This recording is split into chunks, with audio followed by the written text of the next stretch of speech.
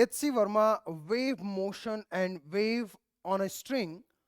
आज हम short answer question type के बारे में डिस्कस करेंगे। शॉर्ट क्वेश्चंस, जो शॉर्ट आंसर टाइप क्वेश्चंस हैं, तो उसमें सबसे पहला क्वेश्चन यहाँ पे दिख रहा है जो H.C. वर्मा का है, short answer type. You are walking along a seashore and mild wind is blowing. Is the motion of air a wave motion? So correct answer is, इसका जो हमारा आंसर होगा उसको हम बोलेंगे नो। क्योंकि देखो, वेव का जो सबसे इंपॉर्टेंट कैरेक्टरिस्टिक है, सबसे इंपॉर्टेंट प्रॉपर्टी है कि there is no net motion of material.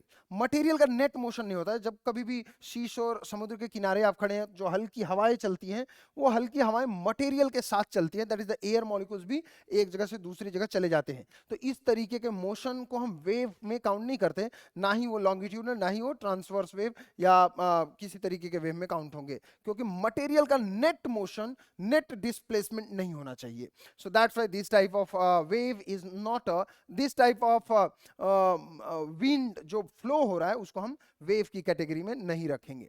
उसी तरीके से क्वेश्चन नंबर 2 पे चले। The radio and TV programmes telecast at the studio reaches our antenna by wave motion. बिल्कुल सही बात है। रेडियो वेव, टीवी वेव या फिर जो भी अदर वेव्स हैं वो सभी हमारे एंटीना तक इसी तरीके से चलते हैं। It is the mechanical wave और नॉन मैकेनिकल वेव। देखो, what is mechanical wave? Mechanical wave वो है जिसको मीडियम की जरूरत पड़ती है, व्हेन मीडियम रिक्वायर। और नॉन मैकेनिकल वेव वो होते हैं जिसमें मीडियम की कोई जरूरत नहीं होती। इसमें मीडियम की जरूरत है और इसमें मीडियम की जरूरत नहीं है। तो ध्यान देंगे, लाइट वेव हो गया या फिर इलेक्ट्रोमैग्नेटिक वेव हो गया, सिमिलर लाइक ये टीवी प्रोग्राम्स के लिए जो वेव हमारे पास आता है, रेडियो वेव्स, ये रेडियो वेव, ये सभी नॉन मैकेनिकल वेव में काउंट होते हैं। नॉन मैकेनिकल वेव मतलब जिनको ट्रैवल करने के लिए हमें किसी मीडियम की जरूरत नहीं है। मीडियम है तो भी चलेगा, नहीं है तो भी चलेगा। जबकि साउंड वेव मैकेनिकल है, उसको ट्रैवल करने के लिए मीडियम की जरूरत पड़ेगी।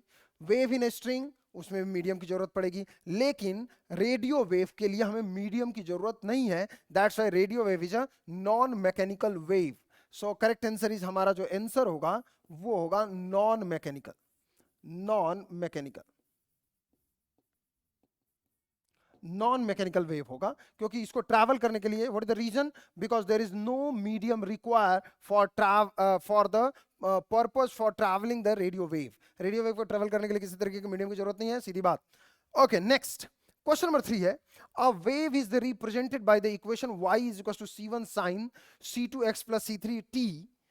In which direction is the wave going? Assume that c1 c2 c3 all are positive.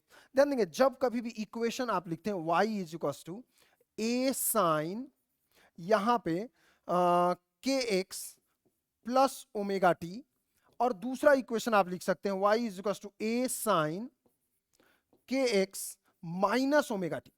जब कभी भी ये दोनों ही क्वांटिटी पॉजिटिव हो, मतलब ये kx भी पॉजिटिव में हो और ओमेगा टी भी पॉजिटिव में हो, इसका मतलब if both the positive, if both are positive, तो motion is along negative x, negative x.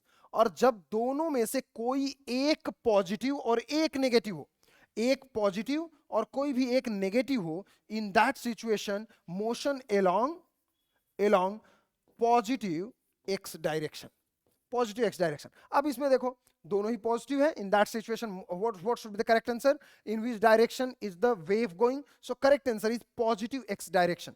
तो जो हमारा आंसर होगा वो आ जाएगा पॉजिटिव एक्स डायरेक्शन।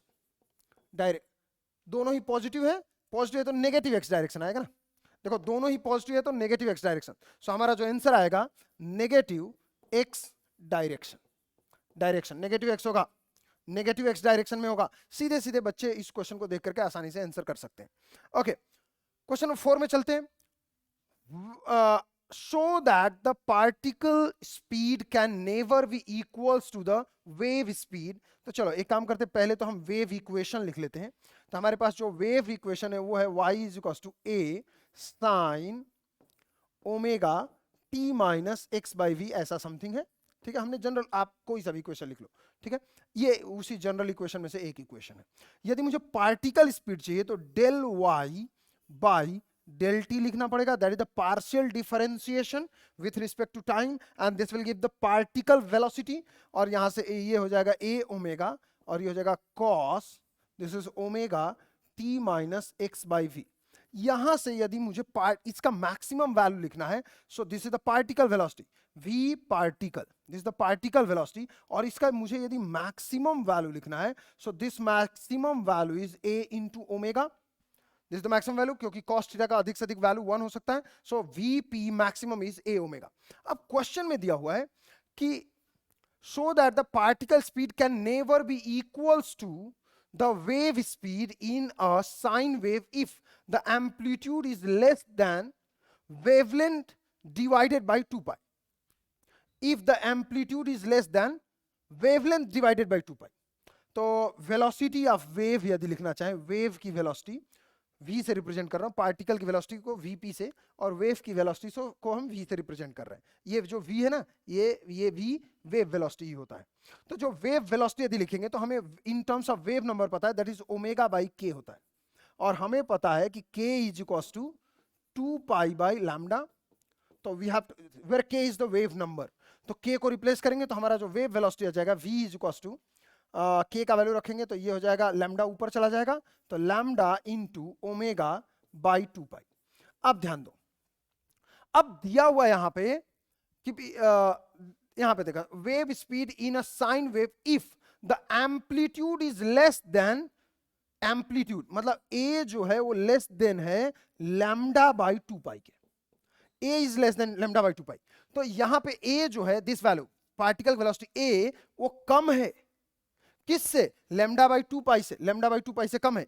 इसका मतलब v वेलोसिटी ऑफ पार्टिकल का जो मैक्सिमम वैल्यू है, मैक्सिमम वैल्यू है वो कम होगा वेलोसिटी ऑफ वेव के, वेव वेलोसिटी के। This is the situation, right. तो this is the question number 4। Question number 5 पे चले, क्वेश्चन नंबर 5 देखेंगे।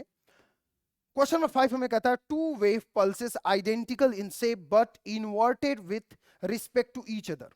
दो वेव हैं आइडेंटिकल इन शेप, एक ऊपर से है और एक नीचे से है, और ये दोनों अपोजिट डायरेक्शन में चल रहे हैं जैसा कि क्वेश्चन में दिया हुआ है।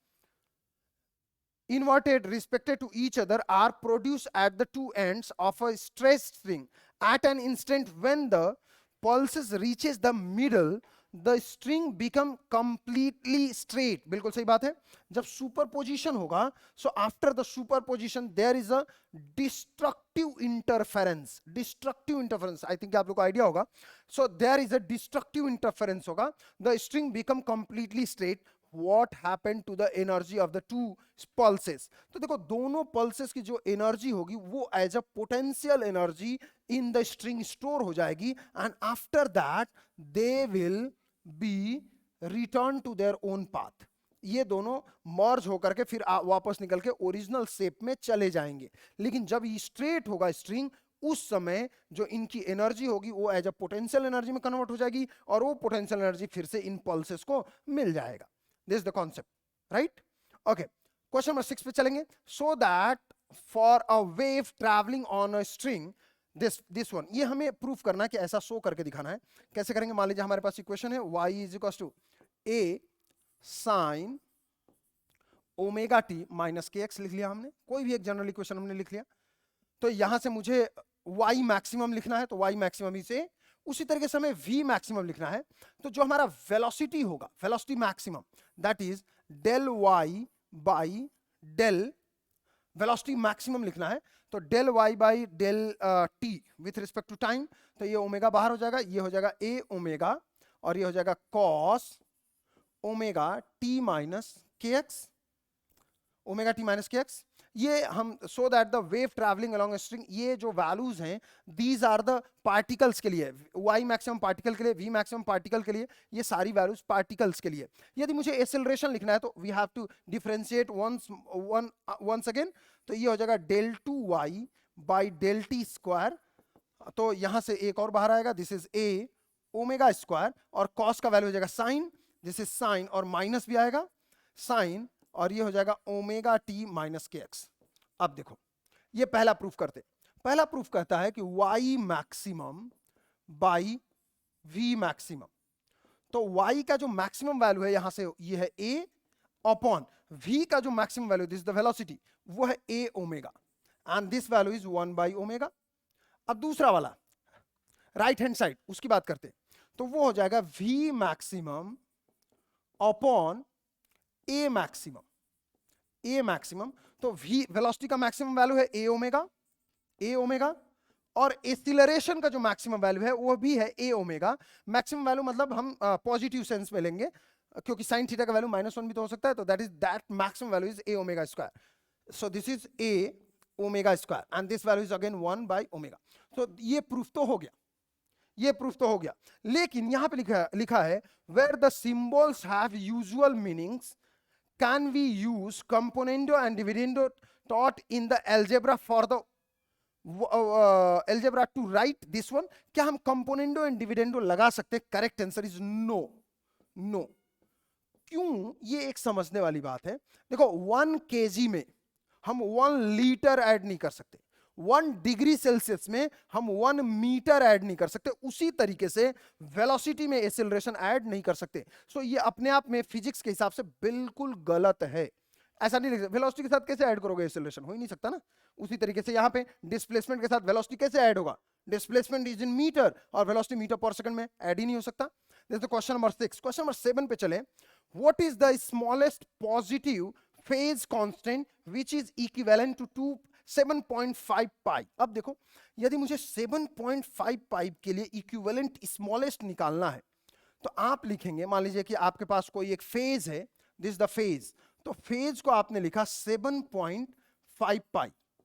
यदि इसी फेज को मैं 2 पाई के हिसाब से बदलना स्टार्ट करूं, तो हमारा जो फाइनल फेज हो जाएगा, एक लिखेंगे 2 पाई प्लस 2 पाई प्लस 2 पाई, ये हो गया 6 पाई तक हो चुका है, प्लस 1.5 पाई। तो आपने देखा तो फाई का जो मिनिमम वैल्यू होगा दैट इज इक्वल टू 1.5 पाई। बहुत आसान है, सीधा सीधा आप कर सकते हैं। This is the question number 7। Question number 8 पे यदि चलें, a string clamped at both end vibrate in its fundamental mode। Fundamental mode both and fix के लिए फंडामेंटल मोड ये हो गया, this is the fundamental frequency जो ऐसा वाइब्रेट करता है। This is the fundamental frequency both and fix. यहां पे फ्रीक्वेंसी का जो वैल्यू हो जाएगा फंडामेंटल का 1/2L root over F by mu, ये हो जाएगा। दिस द फंडामेंटल फ्रीक्वेंसी, ये हो जाएगा फंडामेंटल फ्रीक्वेंसी के लिए। तो क्वेश्चन पूछा, is there any position except ends को छोड़ करके on the string which can be touched without disturbing the motion? तो करेक्ट आंसर इज नो, कोई ऐसा पॉइंट नहीं है। सारा पॉइंट मोशन में, किसी को टच करोगे तो डिस्टर्बेंस तो हो जाएगा। दूसरा है what if the string vibrate in its first overtone? तो देखो, यदि स्ट्रिंग फर्स्ट ओवरटोन में वाइब्रेट कर रहा है, तो ये होगा इसके साथ बोथ एंड फिक्स्ड, और यहां पे एक हमें नोड मिलेगा, दिस इज नोड। सो यदि हम नोड को टच करें, so there is a point जिसको हम टच कर सकते हैं विदाउट डिस्टर्बिंग एनी वेव को बिना डिस्टर्ब किए हम यहां पे टच कर सकते हैं। तो जो क्वेश्चन है what if the string vibrates in its first overtone, तो फर्स्ट ओवरटोन में यहां पे आप टच कर सकते हैं। यहां पे बेसिकली बोथ एंड फिक्स में 3 नोड बचे हैं, तो आप यहां पे भी टच कर सकते हो, यहां पे भी, लेकिन इसने बोला है एक्सेप्ट फ्रॉम एंड्स को छोड़ देना है। तो वी हैव 1 पोजीशन जहां पे आप टच कर सकते हैं। तो इसमें यस, और इस कंडीशन में होगा नो, ऐसा कोई नहीं होगा। और ऑब्वियसली इसका जो फंडामेंटल फ्रीक्वेंसी होगा फर्स्ट ओवरटोन का, दिस इज फर्स्ट ओवरटोन। और फर्स्ट ओवरटोन के लिए जो फ्रीक्वेंसी, खैर इसकी जरूरत नहीं है, आई थिंक आप लोगों को फॉर्मूला याद होगा। सो आज के लिए फिलहाल इतना ही। Thank you so much.